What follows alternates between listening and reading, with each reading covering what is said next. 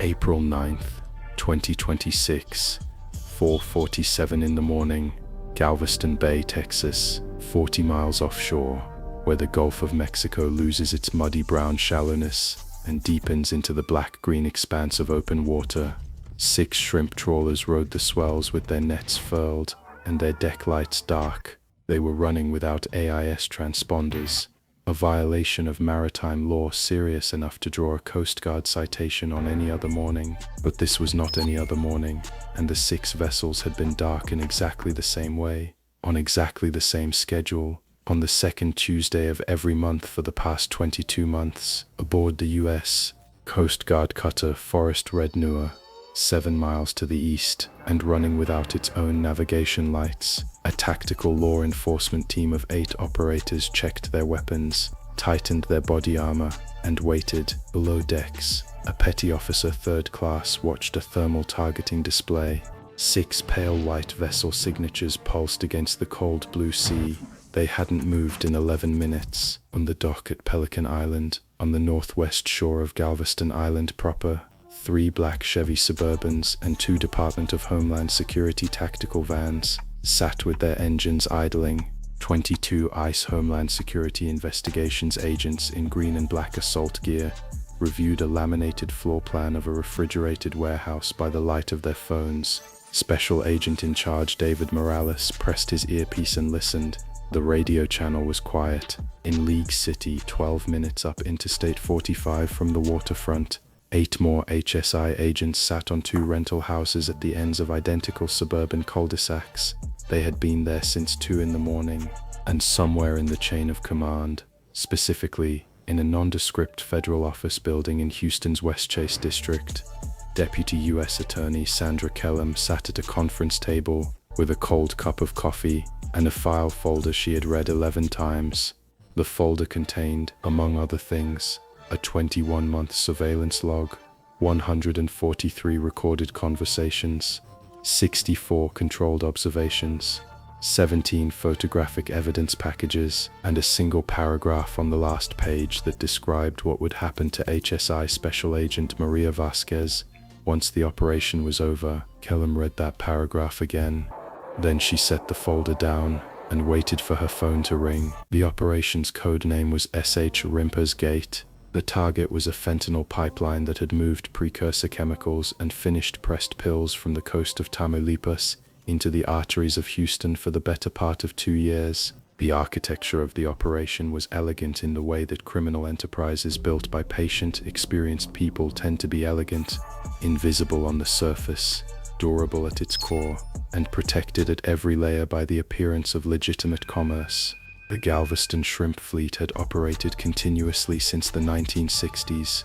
47 family-owned vessels, trawlers with salt-bleached hulls and hand-painted names, many of them registered to the children or grandchildren of Vietnamese refugees who had settled along the Texas Gulf Coast after 1975. They pulled brown shrimp, white shrimp, and pink shrimp from the warm, shallow waters between Galveston Bay and the Flower Garden banks. They sold through the Galveston Shrimp Producers Cooperative, which operated a USDA-certified dock facility, and sold through wholesale buyers who supplied restaurants and grocery distributors from Houston to New Orleans. The boats were inspected, the catch was weighed, the taxes were paid. The fleet had operated for decades without so much as a misdemeanor fisheries violation on its collective record. The legitimate fishermen of Galveston, the actual men and women who rose before dawn and ran offshore runs in 12-foot swells for the meager margins that commercial shrimping still produced in 2026, had nothing to do with what was happening to their industry.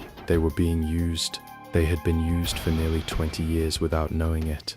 The mechanism was simple enough, once you understood it. 6 trawlers among the 47 belonged, through nominee ownership arrangements, to a man named Ernesto Cuellar Diaz, a 54-year-old naturalized American citizen who had operated a wholesale seafood cold storage business on Pelican Island since 1998.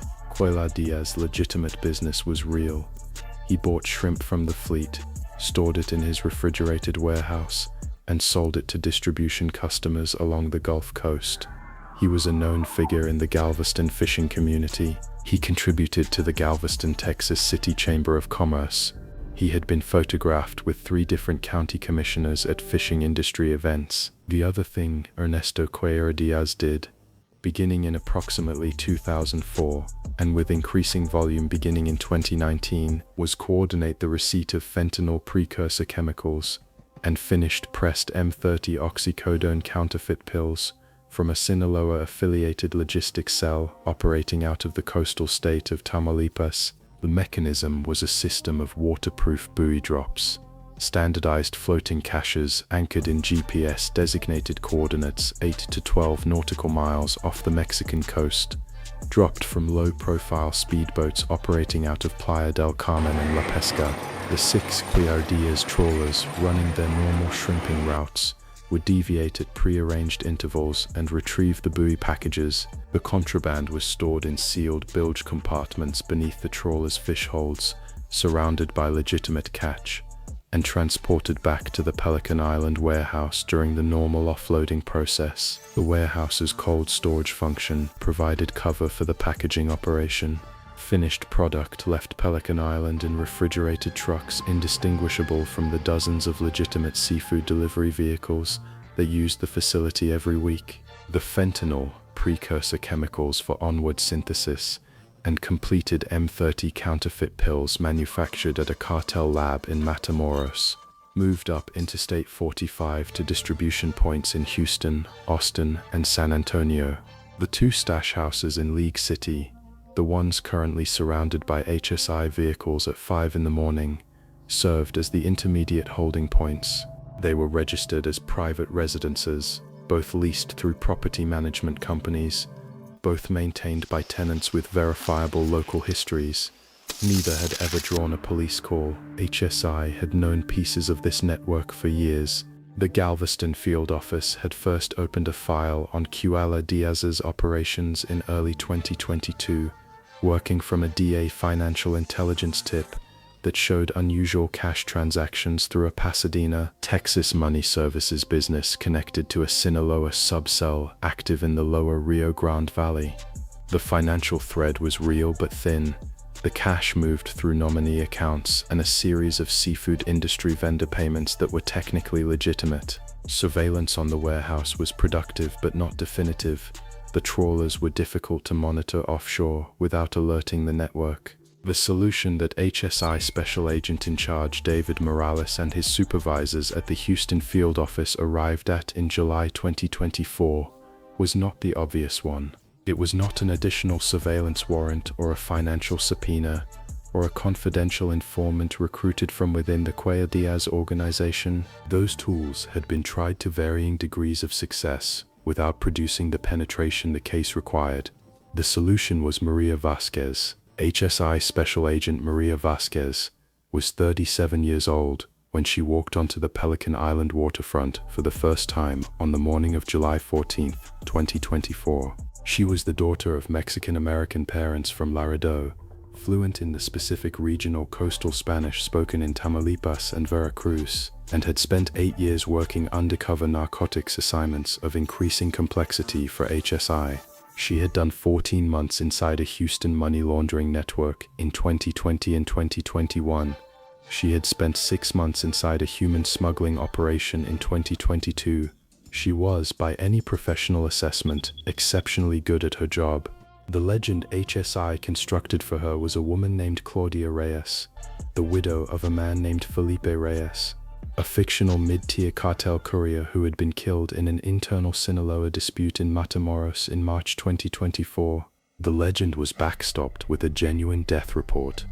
A real man, by a similar name, had in fact died under similar circumstances. The details were carefully calibrated to withstand scrutiny from anyone with access to cartel organizational knowledge, but not to the specific circumstances of the fictional Felipe's employment history. Claudia Reyes had come to Galveston because her husband's former contact, a man she knew only as El Marisquero, the seafood man, had sent word that there might be work for a careful woman who understood the business and knew how to keep her mouth closed. That contact was real. He was a mid-level Cuellar Diaz employee named Ramon Espinosa, a 39-year-old warehouse dock manager who had his own motivations for extending a helping hand to the widow of a man who had died in Matamoros. Espinosa had been quietly cultivated for 4 months by a DEA informant operating in the Rio Grande Valley, who had planted the suggestion that the woman was available, trustworthy, and motivated by the economic pressure of widowhood.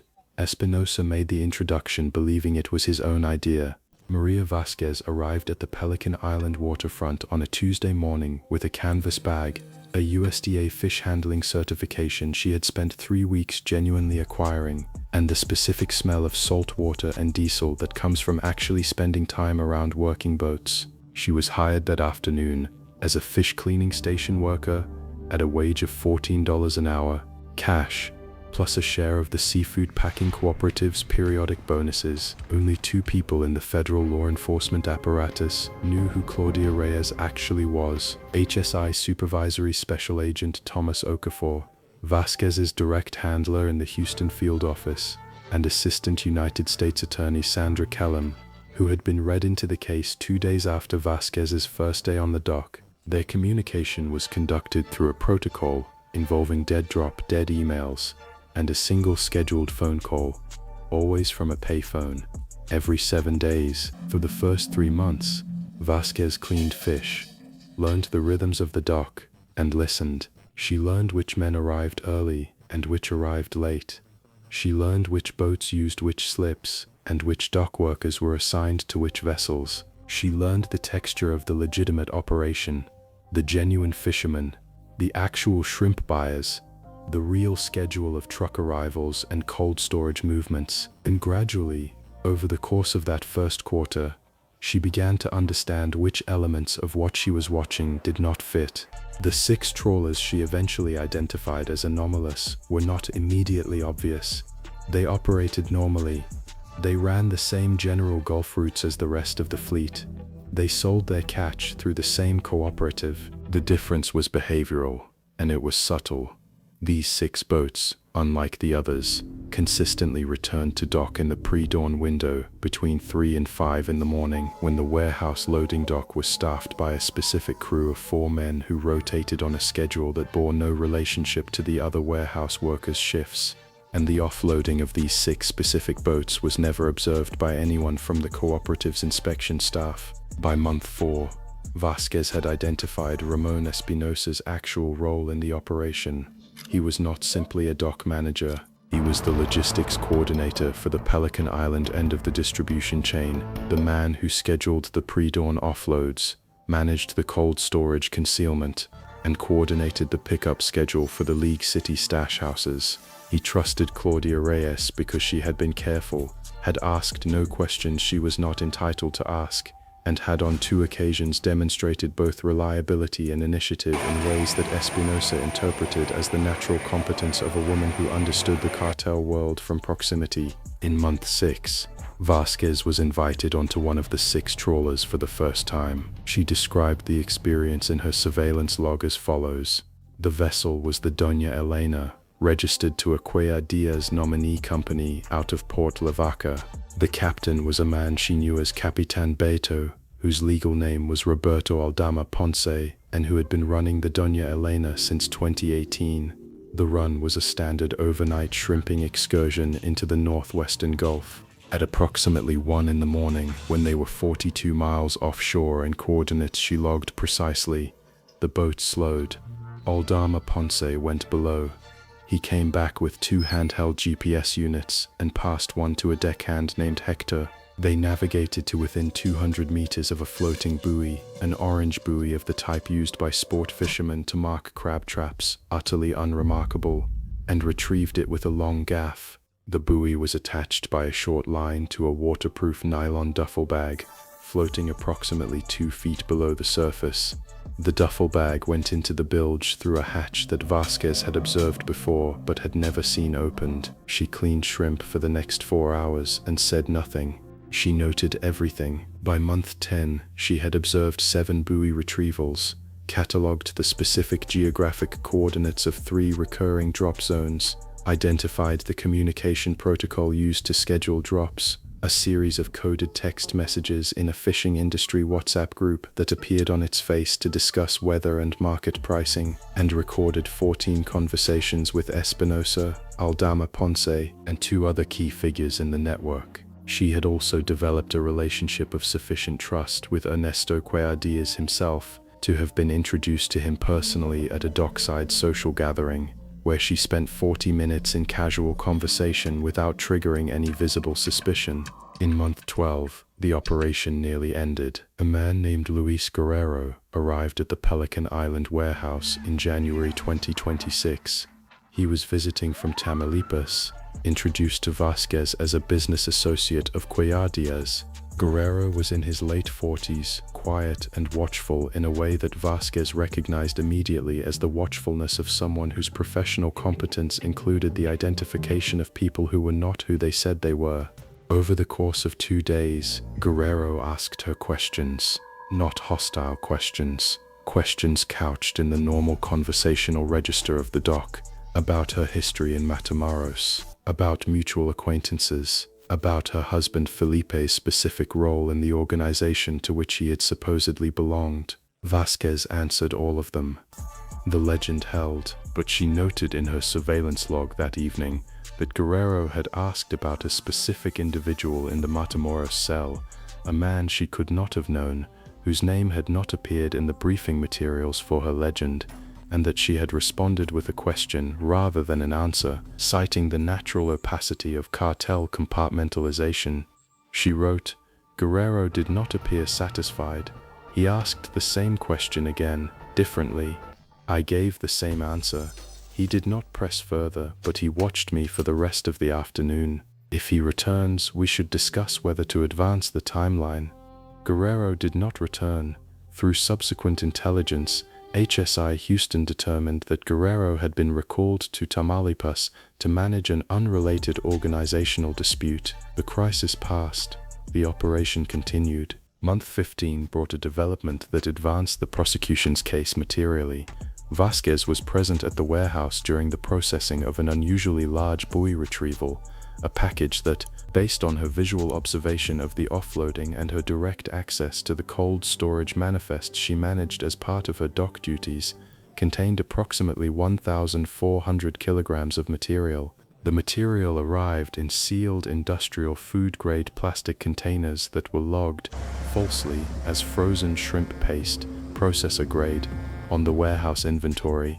It was moved within 24 hours to a refrigerated truck, which Vasquez was able to confirm through the League City connection, departed for a distribution point in the Houston Heights neighborhood. The evidence package she assembled around this single shipment, GPS coordinates of the buoy drop, warehouse entry logs she photographed, partial recording of a scheduling conversation between Espinosa and an unknown male voice she later identified as Aldama Ponce, and a photograph of the refrigerated truck's plate, was sufficient, AUSA Kellum later told her, to sustain a conspiracy charge against 6 defendants independently of any other evidence in the case file.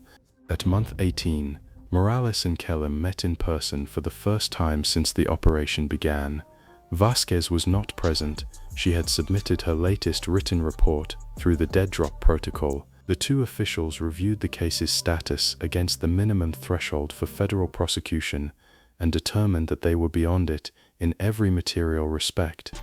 The question was whether to move immediately or to continue building additional defendants. The argument for continuing was straightforward. Vasquez's access to the network was still functional, and each additional month produced evidence against additional targets, including, potentially, the Tamaulipas side coordinator whose identity they had partially established through financial intelligence cross-referencing the buoy drop coordinates against known cartel maritime logistics patterns. That individual, if indicted, would represent the highest value arrest of the operation. The argument for moving was also straightforward. The operational security of a 21-month deep undercover was not infinite. The longer Vasquez remained in place, the higher the probability of a compromise event. Guerrero's January visit had been survivable. A second event of that character, by a more persistent investigator, might not be. Morales deferred to Vasquez. He passed through the dead drop protocol a single encrypted question: "Do you want more time or do you want out?" A response received 48 hours later was one sentence: "Let's finish this clean." The planning for the takedown operation occupied the final 3 months of Shrimpers Gate. The coordination involved HSI Houston, the Coast Guard's 8th District Command in New Orleans, the USCG Tactical Law Enforcement Team at Port Arthur, DEA Houston, and the FBI's Galveston Resident Agency. The simultaneous elements, the offshore vessel interdiction, the warehouse raid, and the League City stash house entries, had to occur within a window narrow enough to prevent communication between the targets. The offshore element was the most technically complex. The 6 trawlers that were targeted had to be intercepted in international waters where the Coast Guard's boarding authority was absolute, but at a time when they were likely to be carrying product rather than returning empty. HSI's offshore intelligence, built from Vasquez's observations and confirmed through the communication intercepts that had been developed from identifying the WhatsApp scheduling protocol, indicated that the next buy retrieval was scheduled for the night of April 8 through 9, 2026. The 6 boats would leave Galveston between 8 and 10 in the evening of the 8th. They would retrieve their packages in the pre-dawn hours of the 9th. They would return to the Pelican Island dock between 4:30 and 6 in the morning. The Red Noir was positioned before midnight. The 8 TACT operators aboard had the vessel silhouettes memorized. The targeting operator on the thermal display would call each vessel by its name: Doña Elena, Marisol Primero, Esperanza del Mar, El Tiburón Blanco, Lucia de Veracruz, and the Capitan Javier as they came into range. On Pelican Island, the warehouse raid team had been briefed on the floor plan that Vasquez had produced over the course of her months on the dock. She knew where the cold storage units were. She knew where Cuellar Diaz maintained his office. She knew where the narcotics were processed after offloading, in a sealed section of the warehouse that had been officially decommissioned from food storage use but that Vasquez had observed being accessed during the pre-dawn windows. She also knew the location of 2 firearms she had seen in the possession of warehouse workers during what appeared to be random security checks, and she had noted those locations in her final intelligence package. One detail that Vasquez had reported, and that contributed significantly to the warrant affidavit, was this: during her 21 months on the dock, she had come to know several of the legitimate fishermen in the Galveston fleet, the actual shrimpers, the ones who had nothing to do with Cuellar Diaz's secondary operation. She had eaten lunch with them, shared coffee on cold dock mornings, listened to their complaints about diesel prices and the declining shrimp market, and the encroachment of imported product from Southeast Asia. Some of them had been using the same dock for 40 years. Some of them were the children of people who had fled Vietnam and Cambodia and rebuilt their lives on the water. None of them knew.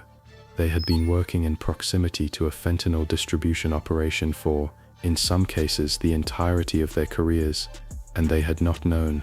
Vasquez noted this in her log with an emphasis that read not as clinical observation but as something more personal. These were the actual victims of what was happening. Their livelihoods, their community, their industry's reputation, all implicated in something they had not chosen and could not see. At 4:47 in the morning, Deputy United States Attorney Sandra Kellum's phone rang. The voice on the other end was Thomas Okafor. "Offshore is moving," he said. "Warehouse entry in 6 minutes." Kellum closed the folder. The TAC team aboard the Red Noir deployed 2 over-the-horizon rigid inflatable boats at 4:47 and intercepted the Doña Elena and El Tiburón Blanco simultaneously, with a 3rd boat cutting off the Marisol Primero on its south side. The other 3 vessels responded to radio commands and heaved to without resistance. In the TACT procedures for maritime drug interdiction, the boarding protocol is scripted and precise. Identification of command authority, instructions to crew in both English and Spanish, physical security of the vessel, and preservation of any evidence before the search begins. On the Doña Elena, Capitan Roberto Aldama Ponce, a man who had navigated Gulf waters for 31 years, and who until this morning had every reason to believe his arrangements were secure, stood at the stern and watched 2 Coast Guard operators come over the rail. He said nothing. His crew of 4 said nothing. An operator opened the bilge hatch. The sealed packages were visible immediately. At 4:53 in the morning, the warehouse team on Pelican Island executed a dynamic entry at the loading dock. The door yielded to a ram on the first strike. The 2-man team on the dock perimeter secured the exterior. The main stack of 9 agents entered through the loading bay and split into 3 elements, 2 moving toward the office block, 3 moving toward the cold storage wing, and 4 moving toward the decommissioned section at the warehouse's northwest corner. Cuellar Diaz was not in the building. He was, according to the intelligence package, at a residence in the Lamarck neighborhood, near the interchange of Interstate 45 and Highway 6. A 4-agent HSI team had been positioned at that address since 3 in the morning. As the warehouse entry was being executed, 2 of those agents walked to the front door and knocked. Cuellar Diaz answered in a bathrobe. He was 54 years old and had run his operation for over 2 decades, and when he saw the 2 agents in body armor, he looked at them for a moment with an expression one agent later described as not so much surprise as recognition, the look of a man who had known, somewhere in the back of his experience, that something like this would eventually arrive. He was handcuffed in his doorway without incident. At the warehouse, the K9 unit, a 4-year-old Belgian Malinois named Keller, assigned to the HSI Houston K9 team, alerted at the sealed door of the decommissioned northwest section within 70 seconds of entering the building. The door was secured with a commercial-grade padlock. An agent cut it with bolt cutters. Inside, the team found a staged processing and storage operation that filled the full dimensions of the sealed room. 12 pallets of sealed vacuum packaging containing fentanyl precursor compounds in industrial quantity, and a separate staged area with 14 pallets of finished product, M30 counterfeit oxycodone pills, pressed and packaged in the appearance of pharmaceutical-grade medication, each pill stamped with the characteristic marking of the counterfeit M30 format that had been moving through Houston area fentanyl markets for the preceding 20 months. The Drug Enforcement Administration's field laboratory would later identify the precursor material as comprising approximately 9,200 kilograms of the chemical compounds used in illicit fentanyl synthesis, and the finished product as approximately 4,800 kilograms of pressed M30 counterfeit pills, with an average fentanyl content of approximately 1.2 milligrams per pill. Enough, by the DEA's own lethal dose calculations, to kill several million people if distributed at street-level dosing patterns. Total seizure 14 tons. At the League City stash houses, the entries were executed at 5:02 in the morning, 15 minutes after the offshore team's first radio confirmation. Both houses contained completed product staged for outbound distribution. In the first house, 1,700 pounds of finished pills in USPS priority mail format boxes, addressed to recipients in 6 states. In the second house, 3 individuals were present and were taken into custody. One of them was Ramon Espinoza. The full arrest total for the morning of April 9, 2026, was 43 individuals, including all 6 boat captains taken offshore, Cuellar Diaz himself, Espinoza, 12 warehouse workers and logistics personnel, 9 individuals associated with the League City distribution network, and 6 additional arrests made through the day as investigators located secondary targets from the warrant package. 2 boat captains invoked their right to counsel and said nothing. 4 others began cooperating within 48 hours, providing information that extended the investigation's reach into the Tamaulipas side logistics cell. Maria Vasquez was not present for any of it. She had been extracted from Pelican Island on April 6, 72 hours before the operation. Her cover was a family emergency. She had informed Espinoza and the dock crew that she needed to return to Laredo for a relative's medical situation. It was the kind of reason that required no verification and invited no investigation. She had packed her canvas bag, accepted small expressions of concern from dock workers who believed she was going home to a sick aunt, and walked off the Pelican Island waterfront for the last time. She drove to the federal office building in West Chase. She met with Okafor and Kellum. She was debriefed for 11 hours over 2 days. She was then taken to a temporary relocation arrangement whose location is not identified in the public record. By the time the warehouse entries were being executed in the pre-dawn hours of April 9th, she was 3 states away. The federal indictment unsealed in Houston on April 9th, 2026 named 43 defendants on charges including conspiracy to manufacture and distribute fentanyl and fentanyl analogs in violation of Title 21, continuing criminal enterprise, distribution of a controlled substance, money laundering, and conspiracy to import a controlled substance. The indictment covered the full scope of the network as established through the HSI investigation, including financial transactions tracing the proceeds of the drug sales through a series of nominee businesses and real estate purchases that Cuellar Diaz had accumulated over the preceding decade. Among the assets seized or identified for forfeiture in the initial warrant package were the Pelican Island cold storage warehouse, valued at approximately $4.2 million, the 6 trawlers, 6 residential properties in Galveston and Harris counties, and approximately $2.7 million in liquid assets held in a combination of domestic checking accounts and nominee investment accounts. The DEA's Houston Field Division estimated the retail value of the 14 tons of material seized in the April 9th operation at between $160 and $200 million. The estimate for the total volume of product moved through the Cuellar Diaz network during its active phase, based on the documentary record assembled through the HSI investigation and the cooperation of the 2 boat captains who agreed to debrief, was approximately 40 to 48 tons of finished product and precursor material over the preceding 36 months, with a retail value exceeding $400 million.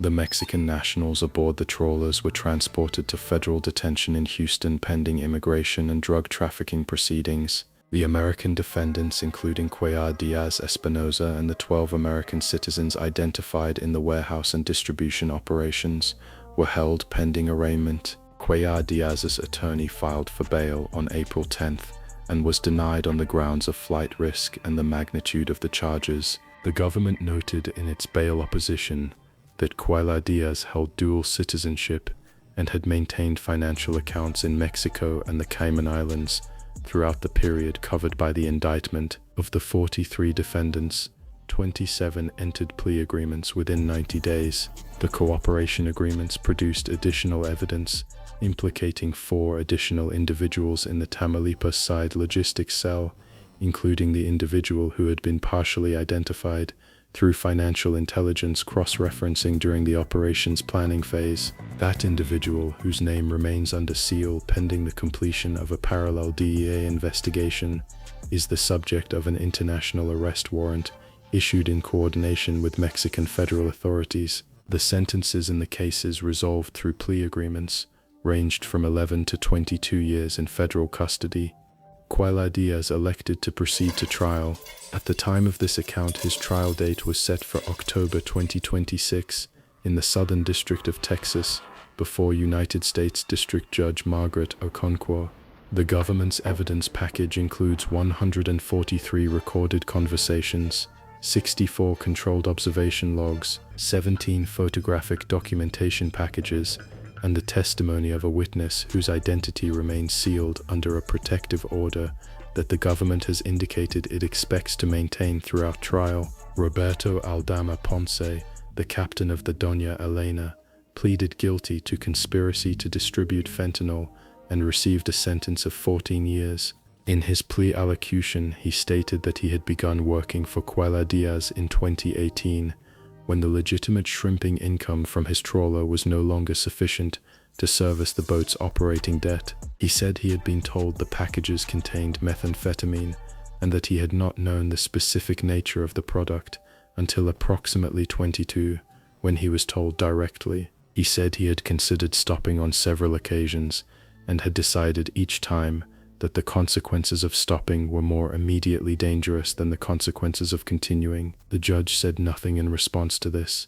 She accepted his plea and ordered him held pending formal sentencing. On Pelican Island, the Cuellar Diaz cold storage warehouse was padlocked and posted with federal seizure notices on the morning of April 9th. By the following week, the dock workers who had been employed by the legitimate operations of the warehouse, the ones with no knowledge of or connection to the drug operations, had sought work at other facilities along the Galveston waterfront. The USDA-certified cold storage operation was suspended pending the resolution of the forfeiture proceedings. The 41 trawlers of the legitimate Galveston shrimp fleet continued to operate. Their operators were interviewed by HSI and DEA agents in the days following the operation, standard procedure in a case of this scope, to confirm the boundaries of who knew what.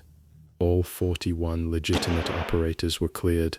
None of them had known. Most of them had not understood what was happening even as it was explained to them, because the specific mechanics of the operation had been designed with extraordinary care to remain invisible to people working legitimately on the same dock. Several of them told investigators they had noticed at various points over the years that the 6 Quela Diaz trawlers seemed to offload at unusual hours, and that the dock workers associated with those boats kept to themselves. None of them had had any reason to interpret this observation as evidence of a federal crime. That was not how things worked on a commercial fishing dock, where irregular hours and crew privacy were simply features of the industry rather than signals of anything sinister. One fisherman, a 68-year-old Vietnamese-American man named Teng Nguyen, who had been working the Galveston shrimp dock since 1984, and whose 2 sons and daughter also held fishing licenses, told an HSI agent that he had eaten lunch with Claudia Reyes,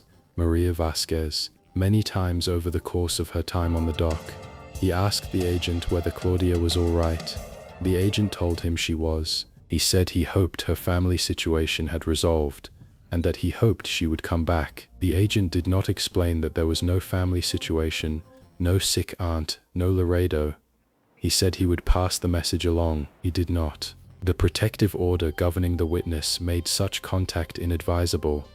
In the records of the Southern District of Texas, United States of America v. Ernesto Cuellar Diaz et al., case number 426 CR 00217, the government's principal witness is identified in all public filings as HSI confidential source, Operational Asset 2024-011. The source's gender, approximate age, and the nature of their access to the defendant's organization are described in the warrant affidavit as follows. A trained law enforcement officer deployed in an undercover capacity who developed sustained access to the defendant's organization over a period not less than 18 months and not more than 24 months, whose testimony is supported by documentary evidence, electronic recordings, and corroborating physical evidence seized in the execution of the April 9th, 2026 warrant package. The source's real name does not appear in any public document connected to the case. It does not appear in the indictment, the plea agreements, or the government's pretrial submissions. It appears in a sealed supplement to the warrant affidavit, accessible only to the presiding judge and the cleared defense counsel in cases where a defendant has chosen to proceed to trial. Maria Vasquez spent 21 months working a fish cleaning station for $14 an hour, riding overnight runs in the Gulf, and documenting a fentanyl pipeline that moved $400 million in product into the veins of American cities. She filed 143 recorded conversations and 64 surveillance logs. She survived a near-compromise event with a cartel security consultant in January 2026. She walked off the Pelican Island waterfront on a Sunday evening in April, carrying a canvas bag, without telling anyone goodbye, and drove away. The 41 legitimate fishermen of the Galveston fleet continued to run their overnight Gulf routes. They pulled brown shrimp and white shrimp and pink shrimp from the warm, shallow water and sold it through the cooperative and paid their taxes. The sea did not know the difference. It received their nets the same way it always had, in the dark, in the swells, with the platform lights reflecting orange on the water and the diesel exhaust rising into the night air above the bay. Somewhere, in a city not identified in this account, in an apartment that does not appear in any document connected to United States v. Quela Diaz, Maria Vasquez was reassigned under a new operational identity, beginning her next assignment. The file on Shrimpersgate had been submitted and approved. The commendation letter had been drafted and signed. The quarterly performance review had been completed with language that was, by the standards of federal law enforcement bureaucracy, exceptional. None of that appeared in any public record either. The work did not leave a visible trace.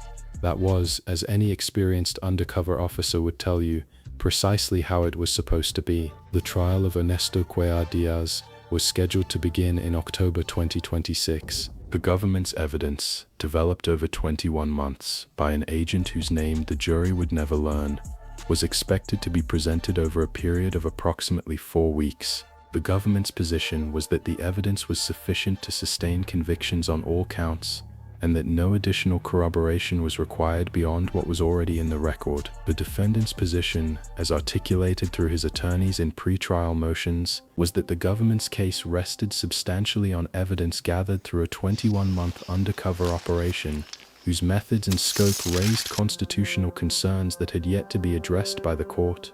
The government's response to this position was that all methods employed in the investigation had been authorized through appropriate judicial process at every stage, and that the evidence gathered was properly admissible under established federal precedent. The judge scheduled oral argument on the pre-trial motions for August 2026. On Pelican Island, the federal seizure notices yellowed slightly in the Gulf Coast humidity. The dock where the legitimate fishermen unloaded their catch was visible from the padlocked warehouse doors. The boats moved through the slip in their normal rotation, bow lights catching the water, nets dripping, the smell of brine and diesel and fresh shrimp moving on the morning air. The Gulf did not keep records. It simply received whatever came to it and moved on.